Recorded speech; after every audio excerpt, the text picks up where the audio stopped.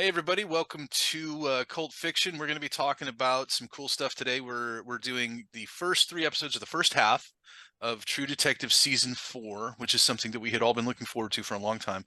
We're also going to talk about a couple of trailers that I think we're all excited about. The first one is Monkey Man, starring Dev Patel, and the second one is The Ministry of Ungentlemanly Warfare, which is Guy Ritchie's newest endeavor. So let's start with True Detective. So far, we are halfway through season 1. We're going to be talking about spoilers, so if you haven't seen the first 3 episodes of True Detective, stop here and don't continue. But we're going to talk about everything we've seen so far. Let's start with you, Bueller. I'm digging it, man. I kind of fell off with season two. I didn't hate season two, but like we talked about earlier in one of these episodes, like season one was just such a novelty, and I think I said it was like lightning in a bottle, and to follow it up with what season two was just not great. True. I don't know if season two would stand alone by itself if it wasn't following up season one. If it was just like, hey, here's a show that has nothing to do with this show, maybe it would. I don't know, but it kind of got me uninterested in the franchise to the point where I didn't even watch season three, which I'm watching now to catch up on at the same time that I'm watching season four. And man, I'm loving season four. Uh, all the characters are great. They got great backstories. I feel like they're very very strong as far as development goes. Jodie Foster is just absolutely killing it. The girl who plays her counterpart, Eve Navarro, is doing pretty good for somebody I haven't seen before.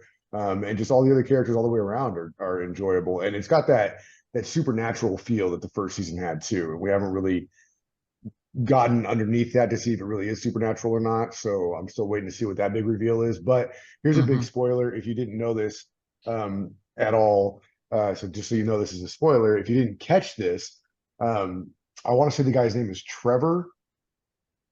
Which Is guy? that the dead Which guy are you guy? talking about? The dead guy. Is it Yeah. Oh, Trevor? yeah. Yeah. So Trevor is actually the dad, Matthew McConaughey's dad from season one. Yeah. Because his last name is Cole. I mean, Yeah, and in season one, Matthew McConaughey's character said that he had to go back to Alaska to take care of his sick dad, and that's why he was missing for like 8 months. Interesting. I didn't catch that. uh, Yeah, Very. I mean, it's so real this subtle.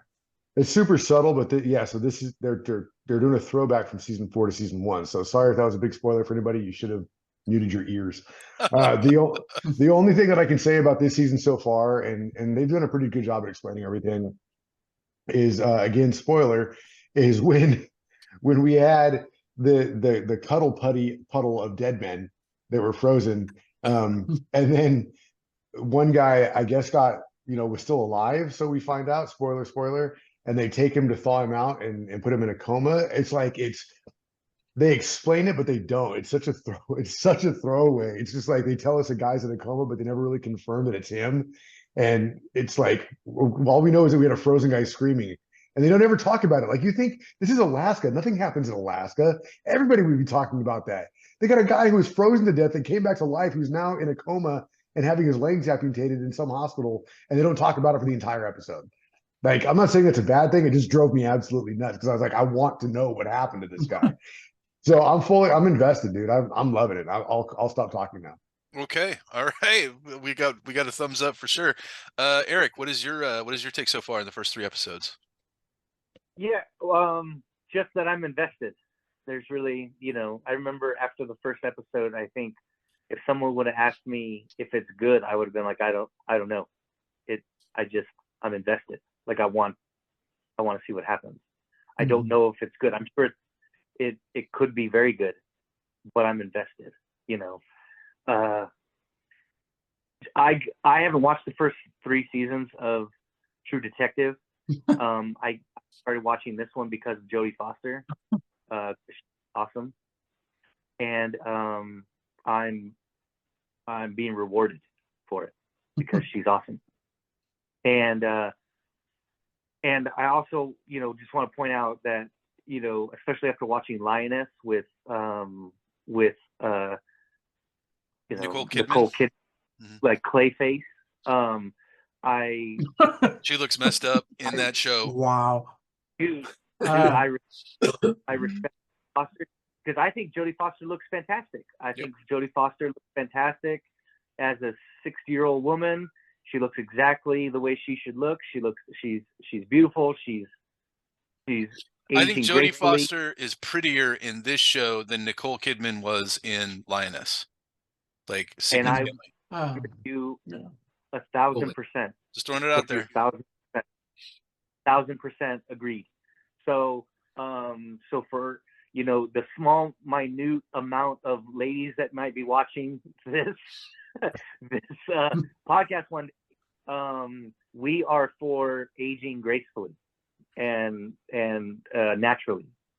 Dude, that other shit is Jodie Foster. But yeah, I'm intrigued. Character's awesome. I just want to find out what happens. Right. So, some major thumbs up from me. Okay. So. All right. Alex, Mm. what is your take? So far, I'm really enjoying. Like Bewley said, I was very disappointed in the second season, but I will say this. More recently, I actually binge watched the second season for somebody who had not seen it. And watching it all at once does help. And I would like upgrade it from garbage to like passable, maybe. Okay. But even so, compared to season one, the leagues apart. It's not garbage, but it's recyclable. Right. Yeah, right. pretty much.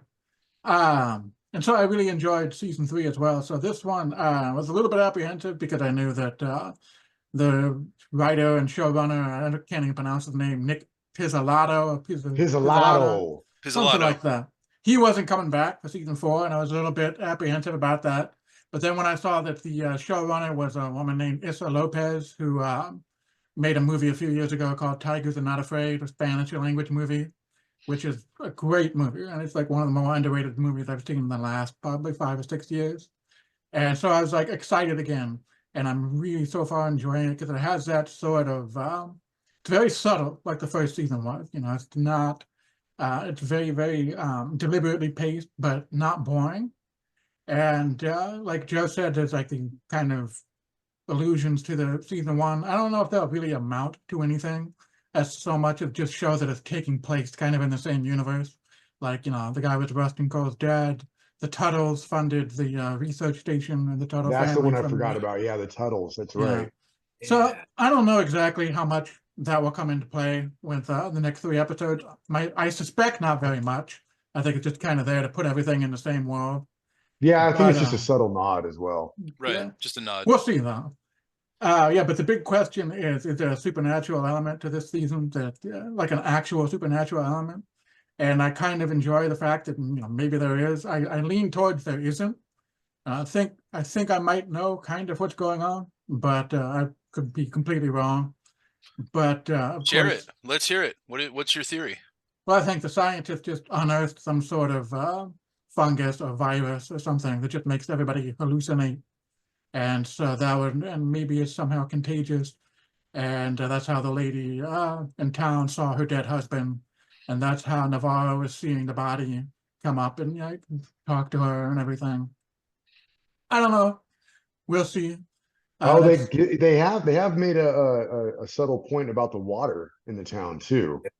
Not too subtle. Yeah. Well, you're right, not too subtle. I forget about it. What was it? It's just that because it's like it's black. Yeah, it's like metallic or something. Yeah, Black. It's got mind crap in it. But yeah, so far I'm really enjoying it. There's 50% in, so there's 3 more episodes to go. It could take a big nosedive. I'm leaning towards it's probably going to sail through and have the same amount of quality all through it, just because Jodie Foster is involved, and she got a nose for quality. And like I said, Issa Lopez, the movie that she made that I saw was phenomenal, and I recommend it to everybody because I don't hear about it enough. Tigers Are Not Afraid. You've told me about that movie before. I still haven't seen it. We should watch it one of these days. Yeah, it's reminds me a little bit of Pan's Labyrinth, like not nice plot-wise, but the feel of it. This sort of like fantasy mingled with history kind of thing. All right. But anyway, thumbs up for me so far on the halfway point. I'm really enjoying everything about it, and I can't wait for Sunday to watch the next episode. Fair enough. Sounds good. Gus, what's your take? Love it. It's excellent. What I dig about it too is the acting's really good. I mean, the acting's good. The story's good. That's all great, but it hits on style and substance. Like there's like, I mean, there's right off, there's things that make you feel warm and fuzzy, right? Like it felt like The Thing, right? It felt like they had like Cousin of Harp going on, right? The last Roanoke colony where everything's just gone. So you're like, whoa, some crazy shit's going down.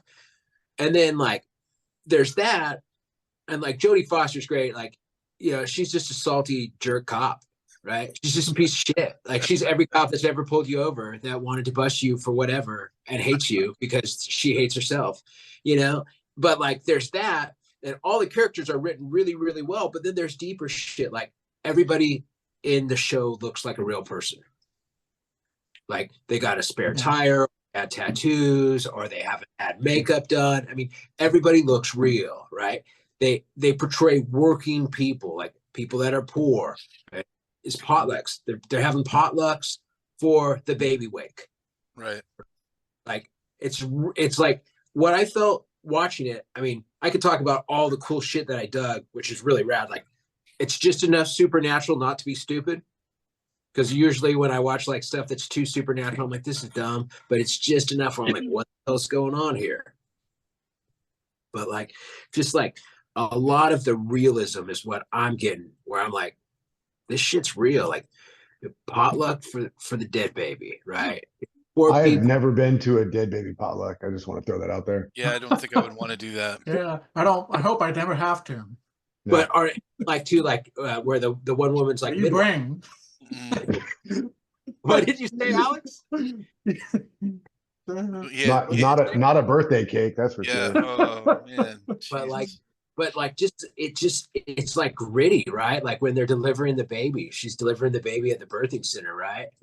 And she's like, it's just real. And she's like, yeah, you can arrest me afterwards. It's hard. I don't know. I just I just love all of it. And it's nice to see, normal people in cinema, right? It's nice to see like regular looking people, regular storylines that aren't like glitz and glam and shit.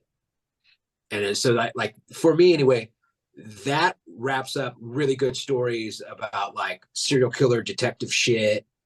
And it's just good. It hits on everything. I can't wait till Sunday. I'm watching it. All right, cool. So let me give you my take on it. I'm not going to give it a thumbs up or a thumbs down yet because I have a major concern. But I agree with everything that everybody has said. I think Jodie Foster absolutely lends quality to it. The setting is unique. It's this, the merging of this kind of, frontier American city with like, this Inuit culture. The fusion there is super fascinating. Great performances all around. Like Gus said, I like the fact that the people look like human beings. They don't look like weird lollipop people with all kinds of makeup on that like you see in a lot of shows. And going to what Alex said, so talking now about kind of predictions about where this is going to go. I thought about what you said, Alex, about it being like a microorganism. And you're probably right.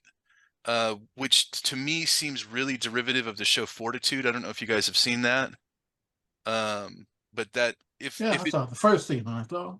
Yeah, so if it does turn out to be that they've uncovered this prehistoric microorganism that makes people go nuts, well, that's exactly what happened in Fortitude, and that's going to be pretty disappointing.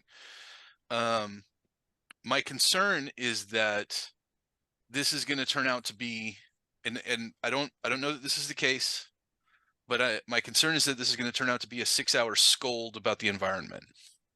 That, we're destroying the planet and the planet is striking back at us, a la Mark Wahlberg in The Happening. Or it's going to be like, some magical shaman herb that makes people go crazy and do weird stuff. What I do like though is that they have recaptured effectively, perfectly, that the confusion that we're all talking about, which is like we don't know if it's supernatural or not. And that was what you felt in the first season. And they recaptured that. And that's kind of amazing that they've taken that route before, but they're able to do it again effectively. So I'm on board to finish watching it, but I am voicing my concern right now. I hope this is not a 6-hour scold. Well, I mean, it's not going to be a 6-hour scold because I mean we're 3 hours in and they haven't scolded us yet. So well, we'll see. there might be some tangent like in episode 5 or 6, about the environment. Mhm. But I can deal with somebody like a throwaway line or two about it. All right, but just Yeah. put a pin in it, and We'll see. we'll see how it resolves. But I am happy with it so far. I'm reserving judgment until we get to the end of the line. Then we'll have another episode and we'll talk about the conclusion of it. Eric. That's what I meant too. Where it's like I'm intrigued. I can't until it finishes. I can't say if it's a thumbs up. I'm leaning towards thumbs up because I'm enjoying it so far. Right. Mhm. But it turns out to be like the butler did it or some bullshit. Right. It's like it's gonna be a big old fucking thumbs down, right? But I'm intrigued, and being intrigued is at this point a very good thing. Okay. Because how many times have we watched a show where we've gone 2 or 3 episodes in and we're like, I couldn't care fucking less about almost anybody in this show. Right. Or you can map out everything that's going to happen in the show. Here's what's going to happen in this episode. Right. So it is unpredictable. That's good. Yes, intrigued is a plus, is in the plus column. And so that's where I'm at. And that's why I said if anybody asks me if it's good, I don't know if it's good. But I'm intrigued, and that to me is where I want to be. Okay. Before show, Fair enough. Sounds right. Speaking and last but not least, though, it's really nice to see John Hawkes on anything because he's that character actor, the tall, skinny guy that plays the dad. Yeah. Right. Yeah, he's that guy's good. Great in everything. He is. He has that weasel face that really. Yeah, it's like you really just don't like him. You could play like a priest or something. You'd be like, I don't like that guy. You gotta love that he's getting catfished by his bride overseas too. I wonder if that's gonna play anything in the plot, but yeah, for sure he is. Okay, so speaking of intrigued, let's talk about the Monkey Man trailer. I'll kick it off. I have been watching Dev Patel's career with a tremendous amount of admiration. I think that I don't know if you guys saw The Newsroom or not, but he did a great job in The Newsroom. And everything that he's done, he's done a really, really good job. And he directed Monkey Man, right? Didn't he? Yes. Yeah. So I'm really looking forward to this because I cheer for this guy. He is he's quality as far as I'm concerned. So the visuals in this and the sound, the soundtrack, and just the audio in it were super fascinating to me. And this is sort of it's like a clash of this classic Western revenge story with East Indian culture, and I'm really excited to see it. Actually, when Bueller brought it up and said we have to watch the trailer for Monkey Man, I thought it was going to be a stupid thing, but I'm actually really, really excited about it. And it's Peele is producing it, right? Is he the producer on it? So I was going to throw this in there for my thing, but just so you know, go ahead. So what happened was Dev Patel completed this for Netflix in 2021. This project's done, and it's been done, and it was going to be distributed by Netflix. They bought the rights for it and everything. Jordan Peele saw it somehow and liked it so much that he bought the distribution rights from Netflix to be able to put it out in theaters before it then goes back to Netflix for streaming distribution. So this movie's been done for 3 years. But it was Jordan Peele who had so much faith in it that he wanted to release it in theaters. Wow. Yeah. I don't know how the logistics of it, but does it take 3 years to get something in theaters? I mean, I don't even know how that works. I'm sure it had something to do with buying the contract from Netflix and then getting distribution rights and finding what franchises to go through and things like that. I don't know how the legal contracts work either, but this has been done since 2021. Well, I am definitely looking forward to it.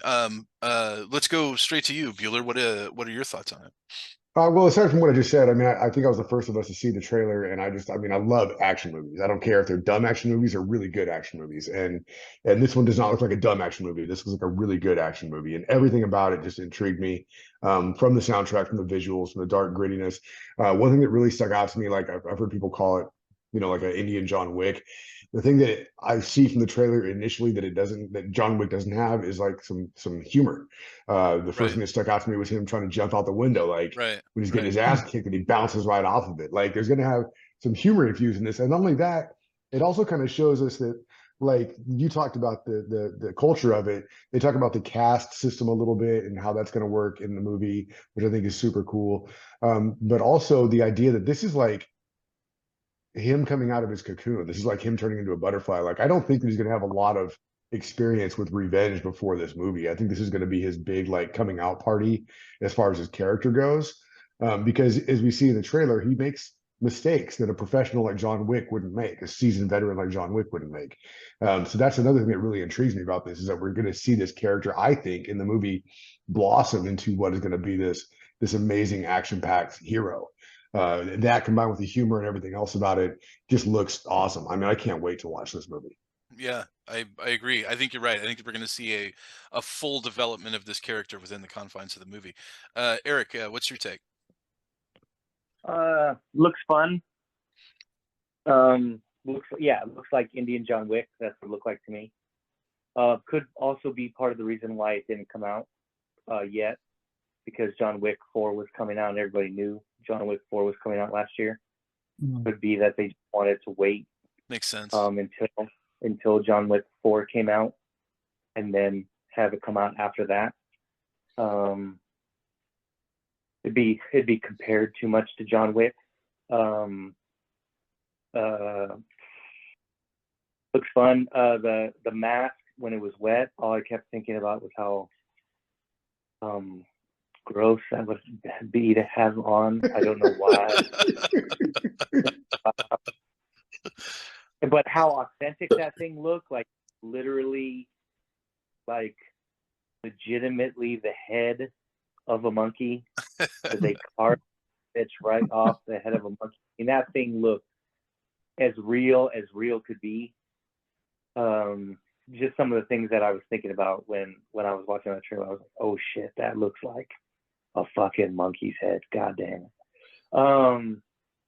No, it looks fun. I mean, I don't know what else to say about it. I mean, it looks like I'll watch the shit out of it. That's exactly the type of movie I watch the shit out of. So. Right. Alex, what do you think? Yeah, I mean, I pretty much second everybody's opinion so far. I think I made a good point about they probably held off until John Wick was completed. I think That you sounds nailed right. it. That makes a lot of sense.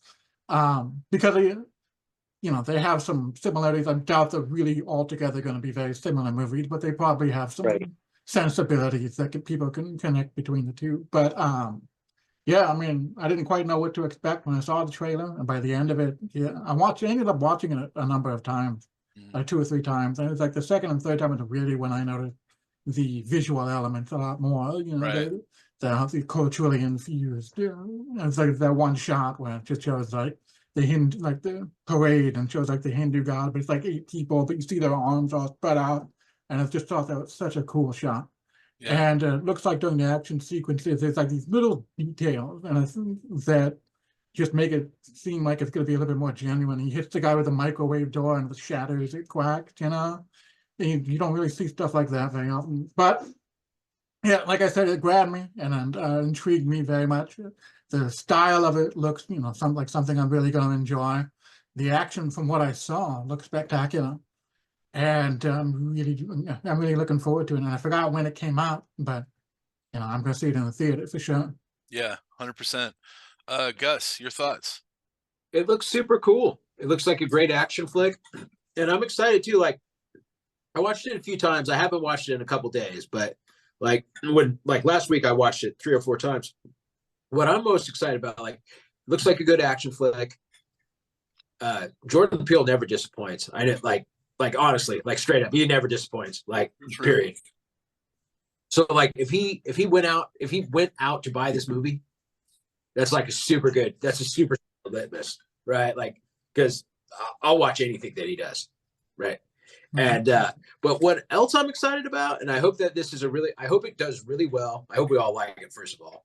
But like I hope it does really well so that like India can become a new vehicle for like mainstream American cinema. Mm-hmm. Because it's I think it's super underrepresented. Like India is like the second largest country in the world. Right.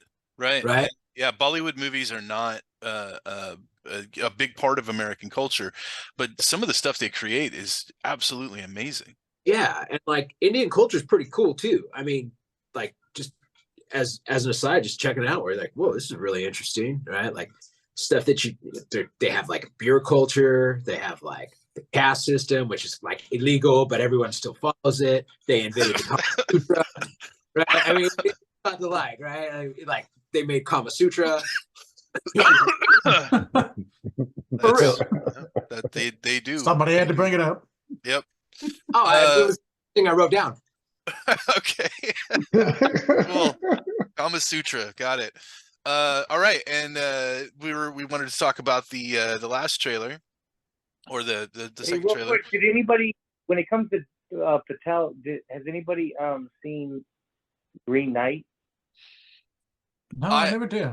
I saw the Green Knight. Anybody else? Did anybody else see it? I wanted to see it, and I never seen it. It's pretty trippy. Is it? Yeah, not really a family movie. But yeah, we could do a callback maybe and watch that. Yeah, I heard like it was I heard kind of not quite mixed reviews, but everybody kind of said, yeah, it was odd and weird. Like odd and weird. I think it's very visual, is it not? Right. But Dev Patel does a great job, like he always does. Like he's amazing. So I'll watch him do anything. Apparently, it's on Prime right now. If you're looking for it. Yeah. Yeah. Right now. I don't want to see it. So. Yeah. I don't know. I've been meaning to see it, so we'll see. Okay. Well, we can do it. Let's talk about our last thing today. We're going to talk about the Ministry of Ungentlemanly Warfare. So, Bueller, take it away. Dude, I'm not going to take up too much time with this. It just looks like an amazing flick. Argyle just came out this week. It's got Henry Cavill in it for a few minutes apparently, but he's in the trailer like it's an all-star cast. And Argyle's getting panned across the board. Looks like Henry Cavill's going to be the main character in Ungentlemanly Warfare. And the trailer itself, I mean, I sent it to you guys. It speaks volumes of just what he can do. And I'm so glad. I'm bummed out he's not going to be a part of The Witcher anymore. But I'm glad that it freed him up to do other projects like this because I'm so excited to see this movie. The one thing in the trailer that just made me laugh out loud was when he was laughing out loud before he gunned down all the Nazis. I was like, sign me up, dude. Guy Ritchie in this movie, I'm all in, man. 100%. Eric, what do you think? All in. Yeah, Argyle, I feel like I kind of knew that he was only going to be in it for a few minutes. I don't know why that's like a shocker to people. Kind of like that Schwarzenegger movie, like Hunting Gunther or whatever. It's like, anyway, I don't know why people are surprised that he's only in it for a little bit. It seems like more of a Sam Rockwell movie than a Henry Cavill movie. But I've only seen the trailer like twice for it, and I just saw all the actors that were in it, and I didn't know how big or small parts. So I guess Dua Lipa's in it for 5 minutes as well. I don't know. Yeah, it's like a big old ensemble thing, but and he's just like the guy that everybody talks about, and then he's going to show up for like 10 minutes and be like, oh, there he is finally, or whatever. But yeah, this movie's going to be hilarious and fun and killing Nazis. Like, I mean, it's like our national pastime. Right. It's like what's better than that? Apple pie. Right. Apple pie and killing Nazis. That's what it's about. Like, looks fun. Alex, what do you think? Yeah, I mean, I got a big man crush on Henry, so I'm just like, I'm gonna follow that dude anyway. He's a nerd just like us, except much better looking and with much bigger muscles. But I'm like, I love watching him on Twitter and everything, where he's like painting miniatures or putting a PC together. I'm just like, one of us, one of us. So yeah, I'm gonna see him in anything, and it's nice to see Guy Ritchie kind of going back to being Guy Ritchie. It looks like. I haven't seen a great movie from him from a while. I know you guys recommended Covenant, I think it was, wasn't it? Covenant, And yeah. Yeah, I yeah. haven't seen it, but I've heard good things. But I haven't seen a Guy Ritchie movie in a Yeah. long time where I'm like, man, I love that movie. Mm. And it looks like he's kind of channeling his older stuff a little bit. And I mean, the cast is great. Henry looks great. Yeah, I'm really looking forward to it. And you know, fingers crossed, maybe he can hold a candle to Snatch. Yeah, well, we'll see. That's a tall order. Gus, what are your thoughts? It looks fantastic. Like I watched it a few times, and like I'm just like Dirty Dozen and Inglorious Bastards have a baby, and it's raised by Uncle Snatch.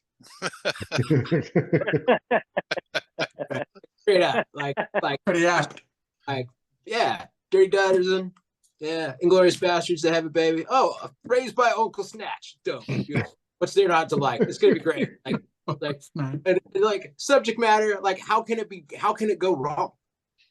You know, like marauders killing Nazis. Beautiful. Done. Right.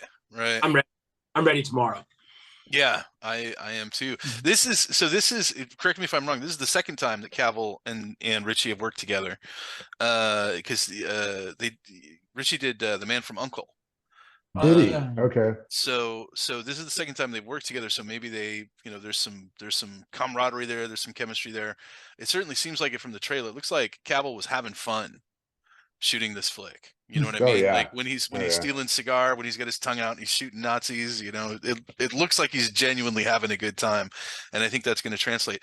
The truth is, for me, I would rather watch this trailer over and over again for 2 hours than watch most movies. I'm that excited to watch this. I really do feel like Ritchie is going back to his roots. This has got a Snatch, Lock, Stock feel to it. The music that they chose for the trailer, I don't know if that's actually going to be in the movie or not, but the way that it was synced up with the action, it's classic Ritchie. I think this is going to be the rebirth of Guy Ritchie, and we're going to see some great stuff in this flick. Super excited about it. Any final thoughts before we close out for the day? Well, so this is what we got to figure out for April, because Monkey Man comes out April 4th, and then the Ungentlemanly Warfare comes out April 16th. So we're gonna have to make plans to go see both. April 19th, sorry. Right. Looks like our dance calendar's full, fellas. We're gonna have to go see these. We're gonna have a busy April. All right. That's it for us for this week. Thanks for watching Cult Fiction, and we'll catch you on the flip side. Peace out.